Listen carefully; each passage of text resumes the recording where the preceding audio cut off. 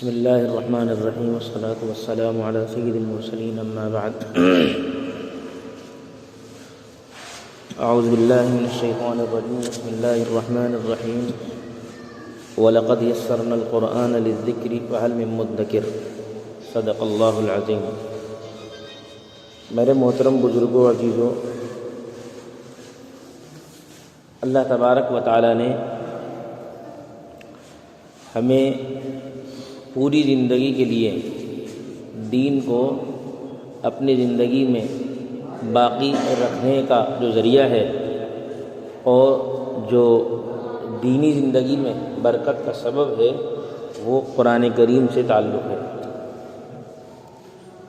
قرآن اللہ تعالیٰ نے ہمارے لیے ایک اہم اور ایک بنیادی کیا کہنا چاہیے اصول اور دستور کے طور پر ہمیں عطا کیا ہے۔ اگر قرآن کریم سے ہمارا تعلق ختم ہو جائے اور قرآن کریم سے ہم دور ہو جائیں تو پھر ہماری زندگی میں بے برکتی کا آنا یقینی ہے۔ قرآن کریم سے تعلق کا مطلب یہ نہیں ہے کہ انسان مہینے میں ایک بار گھر میں قرآن خوانی کرا لے اور سمجھے کہ میں نے قرآن سے اپنا تعلق کا حق ادا کر دیا۔ قرآن کی جو مجھ پر ذمہ داری ہے اللہ کی طرف سے وہ ذمہ داری میں نے ادا کر دی، یہ قرآن کریم سے تعلق کا مطلب نہیں ہے، بلکہ قرآن کریم سے تعلق کا مطلب ہے قرآن کریم کو پڑھنا اور پڑھ کر اس کو عملی طور پر اپنی زندگی میں لانا۔ اگر انسان قرآن پڑھتا ہی نہیں ہے، نمازیں پڑھتا ہے لیکن قرآن نہیں پڑھتا، نیک کام کرتا ہے لیکن قرآن نہیں پڑھتا، زندگی میں قرآن کریم کی طرف سے آنے والے تمام احکام پر اس کا عمل ہے لیکن قرآن کی تلاوت وہ نہیں کرتا، تو وہ بھی یقیناً بڑی خیر سے محروم ہے، اور وہ بھی اللہ کی طرف سے قرآن اللہ کے سامنے جب اپنا دعویٰ پیش کرے گا کسی درجے میں یہ قرآن کی تلاوت نہ کرنے والا بھی خطرے میں پڑ سکتا ہے۔ اس لیے کہ قرآن کریم کی تلاوت کرنا یہ مسلمان پر اللہ کی طرف سے نافذ کیا ہوا ایک حق ہے۔ قرآن کا پڑھنا، قرآن کو پڑھنا سیکھنا یہ بہت ضروری ہے، اس لیے اس سے ہر طرح کا تعلق بنانا ہماری ذمہ داری ہے۔ پہلی بات تو میں نے آپ کے سامنے ایک آیت پڑھی وَلَقَدْ يَسَّرْنَا الْقُرْآنَ لِلذِّكْرِ فَهَلْ مِن مُدَّكِرٍ۔ اب اس میں اللہ تعالیٰ نے دو باتیں بیان فرمائی ہیں۔ ایک بات تو لقد یسرنا القرآن للذکر، ہم نے قرآن کو آسان کر دیا ذکر کے لیے۔ ذکر کے دو معنی علماء نے ذکر کیے ہیں، ایک ہے یاد کرنا اور ایک ہے نصیحت حاصل کرنا۔ دونوں معنی علماء نے ذکر کیے ہیں، یاد کرنا اور نصیحت حاصل کرنا۔ اب یاد کرنا بے شمار مثالیں ہیں، قرآن ہی کا ایک ایسا معجزہ ہے کہ اس کے یاد کرنے والے آپ کو گلی کوچوں محلوں میں مل جائیں گے، چھوٹے بچے بوڑھے جوان سب طرح کے لوگ مل جائیں گے۔ حضرت پیر ذوالفقار نے ایک واقعہ لکھا ہے اپنی کتاب میں، ان کے بیانات اکٹھا ہیں۔ ایک کتاب ہے فضیلت قرآن کے عنوان سے، پیر ذوالفقار دامت برکاتہ کی، تو اس میں لکھا ہے کہ ایک جگہ مجھے لے جایا گیا کہ ایک بزرگ ہیں جو حافظ، بلکہ نہیں ہاں وہی بزرگ مجھے لے کر گئے اور کہا کہ ایک حفظ قرآن کی دعا ہونی ہے، تو میں ان کے ساتھ چلا گیا اور میرے ذہن میں یہ تھا کہ ان کا کوئی پوتا یا بیٹا ہوگا جو اس نے حفظ کیا ہوگا۔ تو وہ گھر پہنچ کر انہوں نے کہا کہ بھئی کہاں ہے حافظ، بلائیے۔ کہ حضرت میں ہی حافظ ہوں۔ فرماتے ہیں کہ ان کی اس وقت عمر 80 سال تھی اور 80 سال کی عمر میں انہوں نے قرآن حفظ کیا تھا۔ یہ قرآن کا معجزہ۔ 3 سال ابھی ایک مولانا وستانوی صاحب دامت برکاتہم کے ادارے کے ایک شعبہ حفظ جو ہے اس میں ابھی انہوں نے نیا سسٹم بنایا کہ ہم کے مدارس کا جو نظام ہے وہ یہ ہے کہ ہر طرح کے بچے ایک ہی کلاس میں بیٹھے ہیں۔ اس میں کیا ہوتا ہے، جو تیز بچے ہوتے ہیں وہ پیچھے رہ جاتے ہیں، جو کمزور بچے ہوتے ہیں ان کی رعایت میں۔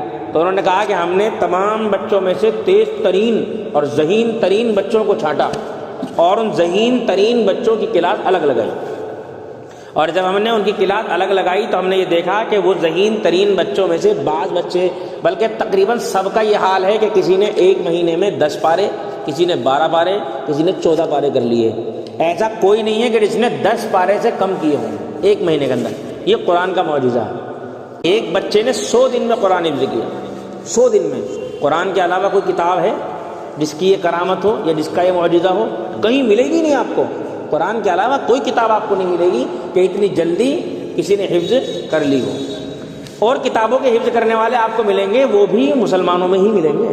بخاری کے حفظ کرنے والے، مسلم کے حفظ کرنے والے، مشکات کے حفظ کرنے والے، غیر مسلموں کی کسی کتاب کے حفظ کرنے والے آپ کو نہیں ملیں گے۔ لیکن قرآن کریم کے حفظ میں عمر کی بھی کوئی قید نہیں ہے۔ 4 سال کا بچہ، 5 سال کا بچہ، یہ تیلی پورے کے بچے ہم نے دیکھے، ذرا ذرا سے بچے۔ ایک دفعہ محلوار مدرسے میں وہ آئے امداد العلوم میں، اور میرے خیال سے اس وقت ان کی عمر 5 6 4 سال ہوگی۔ وہ حافظ تھے، ناک ان کی نہیں سمجھ رہی تھی، تو میں نے ان سے قرآن سنا اور جگہ جگہ سے کاٹ کاٹ کے میں نے ان سے پوچھا کئی سال پرانی بات ہے، تو انہوں نے کھڑے کھڑے اعوذ باللہ من الشیطان الرجیم میں پڑھنا شروع کر دیا، کوئی جھجک نہیں، کوئی شرم نہیں۔ یہ ہے قرآن کا معجزہ۔ تو اللہ تعالیٰ نے یاد کرنے کے لیے قرآن کو آسان کیا ہے کوئی یاد کرنے والا؟ یہ اللہ نے سوال کیا، یعنی یاد تو کرو، آسان نہ کر دیں تو کہنا یاد کرنا تو شروع کرو۔ لوگ پہلی ہمت ہار جاتے ہیں کہ قرآن حفظ کرنا ہے، کچھ نہیں ہے۔ جب انسان یاد کرنا شروع کرتا ہے، قرآن کا ایک عجیب معجزہ ہے، ہمیں اس کا تجربہ ہے، اور پڑھانے والے سب تجربہ رکھتے ہیں کہ قرآن کو جب حفظ شروع کیا جاتا ہے تو 2 لائن 3 لائن سے شروع کیا جاتا ہے، پھر بڑھتا جاتا ہے تو مقدار بھی حفظ کی بڑھتی جاتی ہے کہ وہ 2 لائن 3 لائن سے آدھے صفحے پہ آ جاتا ہے، پھر جب آدھا قرآن ہو جاتا ہے تو 1 صفحے پہ آ جاتا ہے، اور جب پورا قرآن ہونے کے قریب آتا ہے تو ہم نے خود 2 پیج یعنی 4 صفحے حفظ سنایا ہے آخر میں، جب 5 پارے رہ گئے تھے۔ کیوں؟ اس لیے کہ جتنا وہ قرآن حفظ کرتا جاتا ہے اتنا ہی ذہن کھلتا جاتا ہے۔ اس لیے پیر ذوالفقار صاحب بیان کرتے ہیں کہ ان کے وہاں پہ جو ہے بہت سے والدین کا یہ مزاج بن چکا ہے کہ بچوں کو مجھے ڈاکٹر بنانا ہے، قابل بنانا ہے، لہذا قابل بنانے کے لیے ضروری اس کا ذہن تیز ہو، اور ذہن تیز ہونے کے لیے ضروری کہ اسے قرآن حفظ کراؤ۔ قرآن کا یہ معجزہ ہے۔ تو اللہ تعالیٰ فرما رہے ہیں کہ ہم نے قرآن کو یاد کرنے کے لیے آسان کر دیا ہے کوئی یاد کرنے والا؟ دوسری چیز اس میں یہ بات کہی کہ نصیحت حاصل کرنے کے لیے ہم نے قرآن کو آسان کر دیا ہے کوئی نصیحت حاصل کرنے والا؟ ہم نے قرآن کو نصیحت حاصل کرنے کے لیے آسان کر دیا ہے کوئی نصیحت حاصل کرنے والا؟ اب نصیحت کیا ہے؟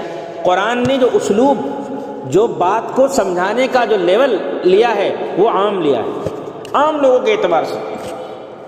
اب مثال کے طور پر ایک بہت بڑا سائنٹسٹ ہے تو وہ بھی قرآن کو سمجھ سکتا ہے، اس کے حساب سے بھی مضمون اس قرآن کریم کے اندر مل جائے گا، اس کو اس کے حساب سے سمجھانے والے، قرآن کریم کے سمجھانے کی صلاحیت رکھنے والے مفسرین ان کے لیول سے پھر تفسیر کریں گے، قرآن کی کرتے ہیں۔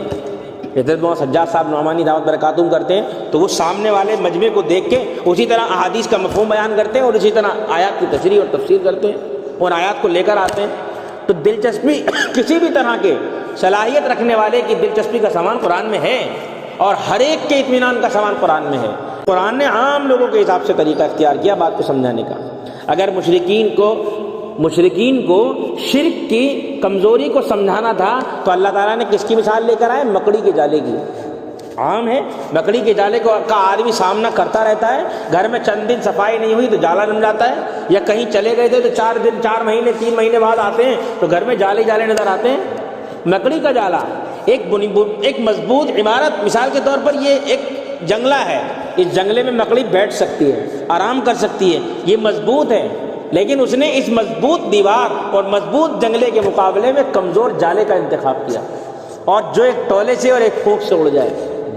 ایسے اللہ تعالیٰ نے مشرکین کو سمجھایا کہ تم نے ایک مضبوط اللہ کا سہارا لینے کے بجائے ایک کمزور ان پتھروں اور ان اصنام اور ان معبودوں کا تم نے سہارا لیا، تم نے ان کا سہارا لیا، حالانکہ تم اس کے مقابلے میں مضبوط اللہ کا سہارا لے سکتے تھے۔ تو جیسے مکڑی کا وہ جالا بنانا اس کے کمزور سوچ کی علامت ہے، ایسے ہی تمہارے بھی ایک مضبوط رب کو چھوڑ کر کمزور لوگوں کو اپنا رب بنانا یہ بھی تمہارے کمزور ہونے کی علامت ہے۔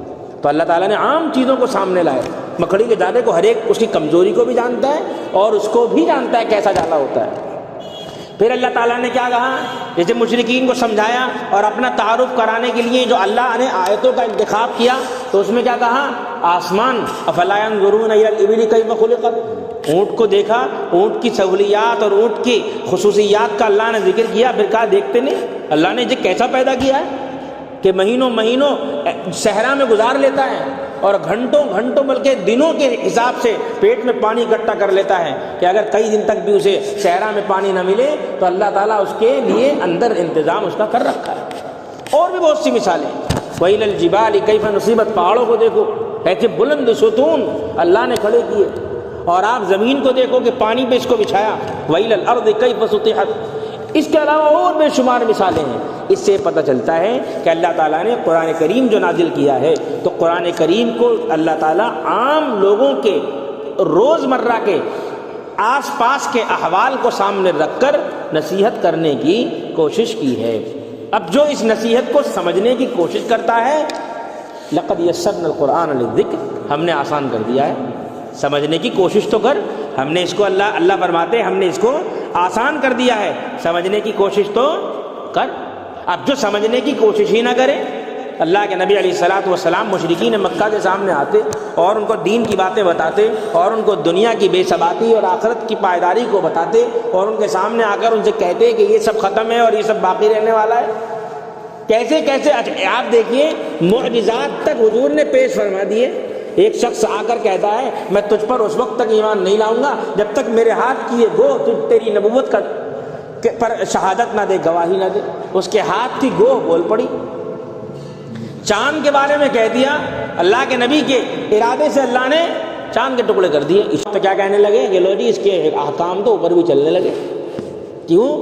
کیونکہ اللہ کے دین کو سمجھنے اور ہدایت حاصل کرنے کا انہوں نے ارادہ نہیں کیا تھا۔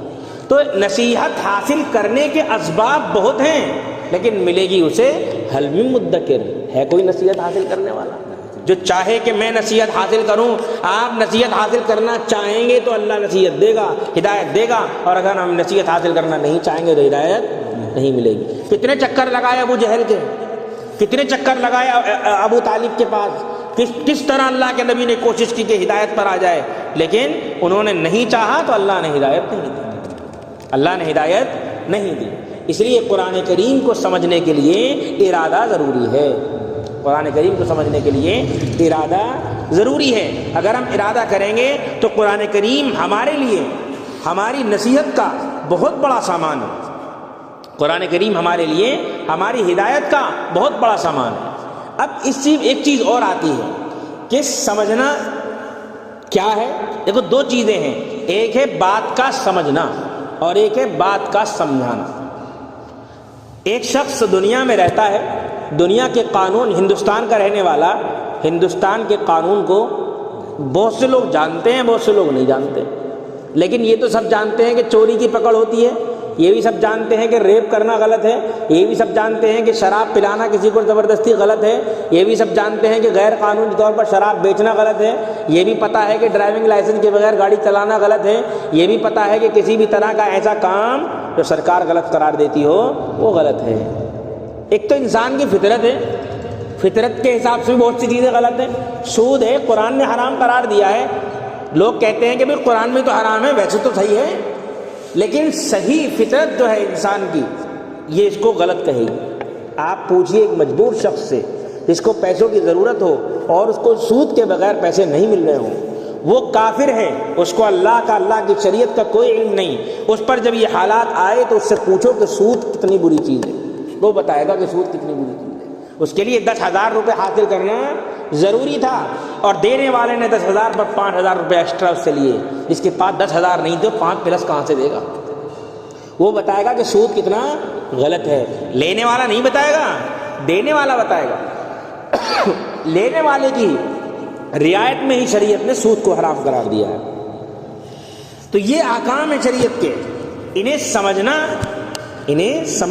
ایک الگ چیز ہے، اور انہیں سمجھانے کا اہل ہونا ایک الگ چیز ہے۔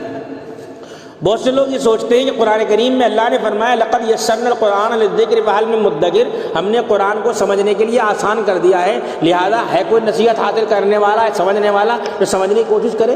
بات صحیح ہے، لیکن اس سے یہ استدلال کرنا کہ جب ہمیں سمجھ میں آ گیا تو ہم اوروں کو بھی سمجھا سکتے ہیں، یہ غلط ہے۔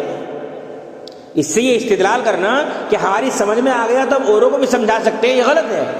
جیسے ہندوستان میں قانون کا جاننے والا ایک شخص ہے، اس کا بہت مطالعہ ہے، اس کا بہت مطالعہ ہے۔ مثال کے طور پر ہم ہندوستان کے بڑے بڑے علماء ہیں، ان کو ہم لے لیں، حضرت مولانا سجاد صاحب ہیں، قانون کی بہت سی دفعات ان کے ذہن نشیں ہیں اور وہ خوب اچھی طرح یاد ہے، اور بلکہ انہوں نے اچھے سے مطالعہ کیا ہوا ہے قانون کا۔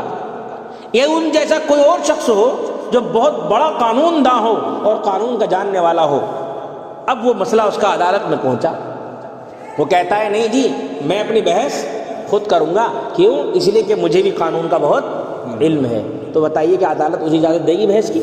عدالت کہے گی آپ کو اتھارٹی نہیں ہے، آپ نے LLB کیا ہوتا، آپ نے پریکٹس کی ہوتی، تب آپ کو اس کا اہل مانا جاتا، تب آپ عدالت میں آ کر استدلال کرتے، آپ آ کر بحث کر سکتے تھے، لیکن قانون کے جاننے سے آپ اس لائق نہیں ہوئے کہ آپ جج کے سامنے آ کر بحث کرنے لگو۔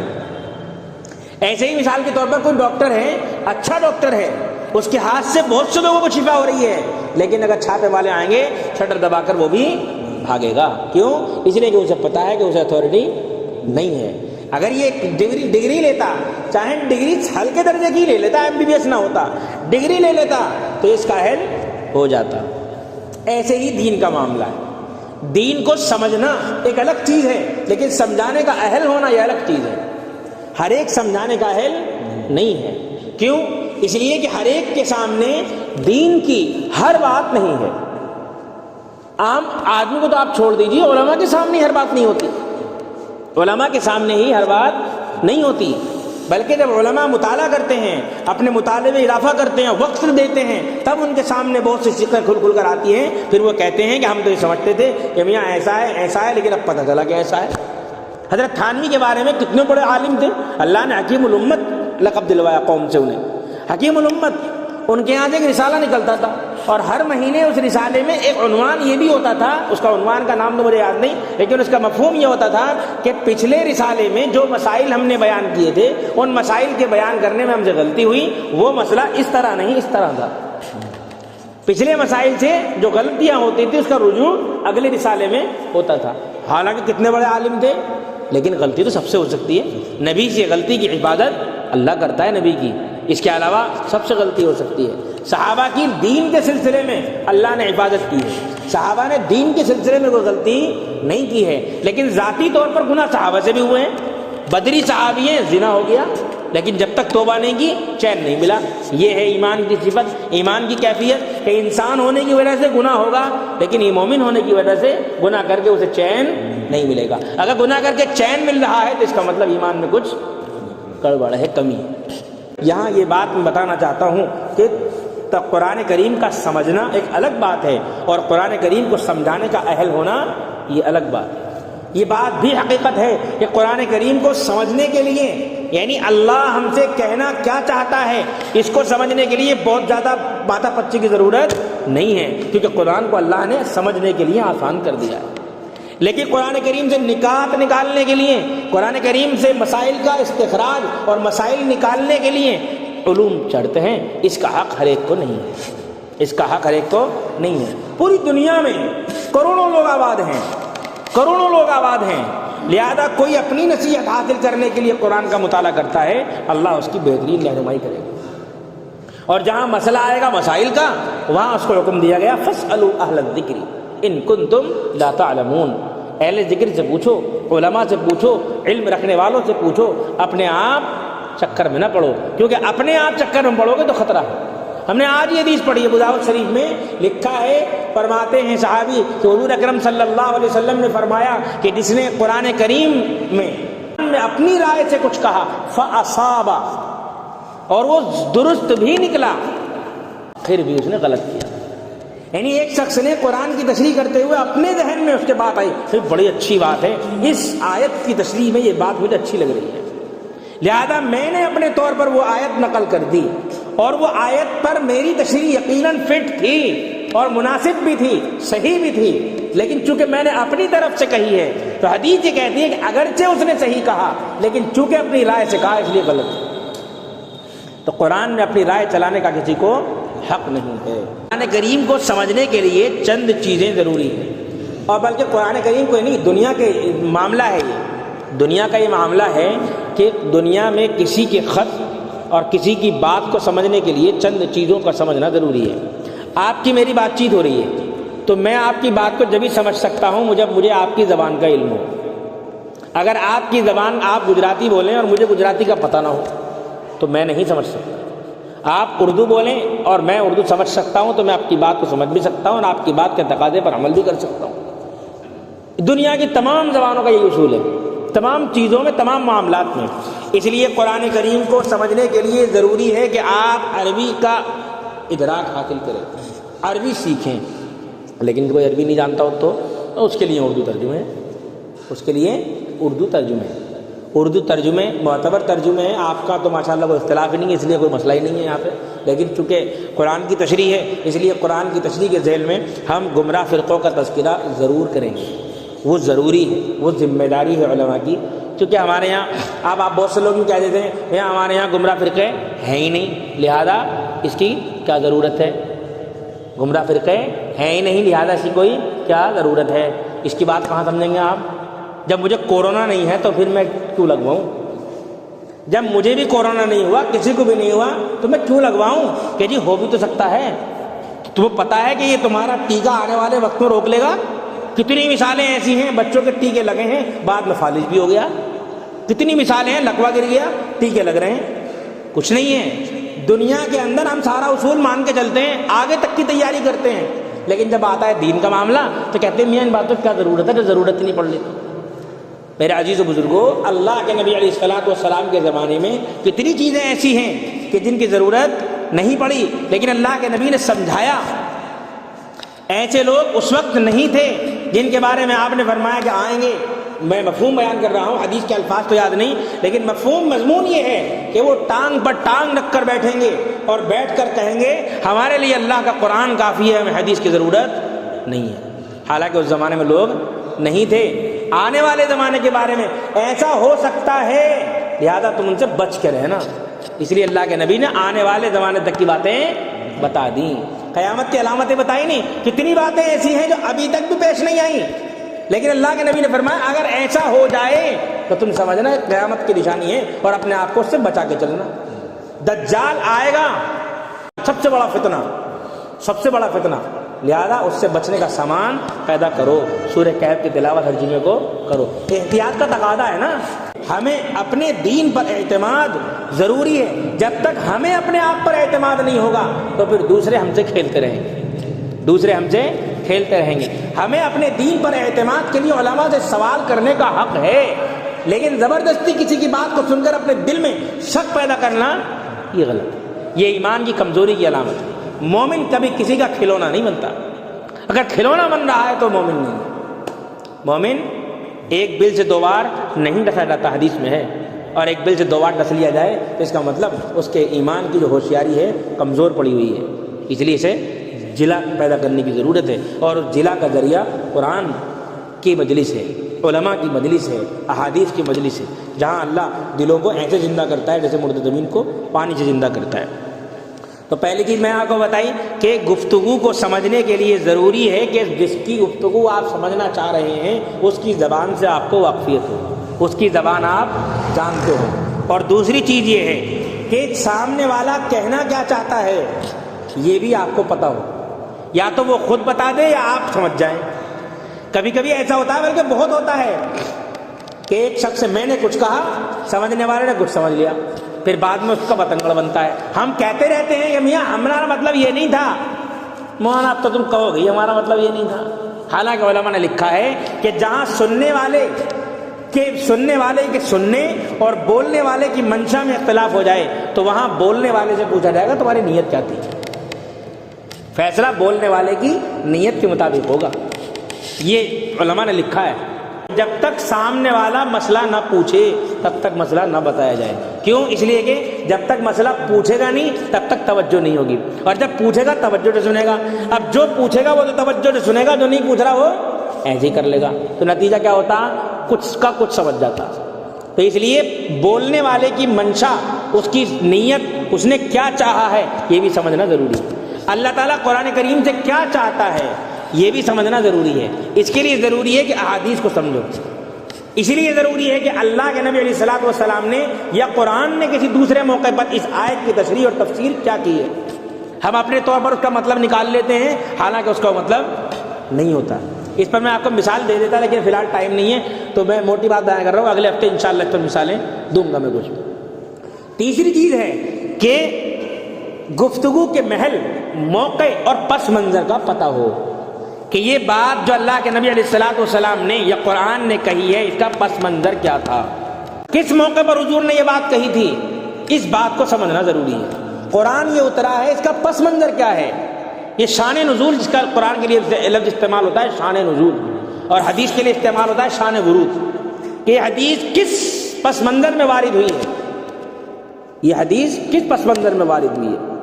تو اس لیے کسی کی گفتگو کو سمجھنے کے لیے تین چیزیں ضروری ہیں، اس کی زبان سے واقفیت ہو، اور دوسری چیز یہ ہے کہ سب بولنے والا کیا چاہتا ہے اپنے بول سے یہ بھی آپ پر واضح ہو۔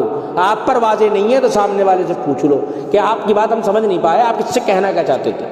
اور تیسری چیز ہے بات کس موقع پر کہی گئی ہے، کس موقع پر کہی گئی۔ آج کل ہوتا یہ ہے کہ کسی کی بات پسند نہیں ہے تو اس کی تقریر کا پچھلا حصہ اگلا حصہ کاٹیں گے اور بیچ کا حصہ پیش کر دیں گے کہ دیکھو مولانا نے یہ بات کہی، کافر ہو گئے۔ ہم کہنے لگے کہ لا تقربوا الصلاۃ وانتم سکارا، آیت یہ ہے نشے کی حالت میں نماز سے قریب مت جاؤ۔ اب وانتم سکارا اللہ کا لا تقربوا الصلاۃ، نماز سے قریب بھی مت جانا، اللہ نے قرآن میں کہا ہے، اللہ نے قرآن میں کہا ہے۔ بدل گیا بھائی، اگلی بات چھوڑ دی، مفہوم بدل گیا فوراً۔ اب کہنے والا کہہ سکتا ہے مجھے قرآن میں آیا ہے، کیسے کہہ رہا ہوں اب نماز ضروری ہے، قرآن نے کہا نماز سے قریب بھی مت جانا۔ یہ ہے موقع محل، بات کا پس منظر، کہنے والے کی نیت، تمام چیزوں کو سامنے رکھنا ضروری ہے، تبھی مسئلہ حل ہو سکتا ہے، ورنہ تو شک اور شبہ پیدا ہو جائے۔ اللہ تعالی ہم سب کو صحیح سمجھ دے، اللہ ہمارے دلوں میں قرآن کی عظمت کو داخل فرمائے۔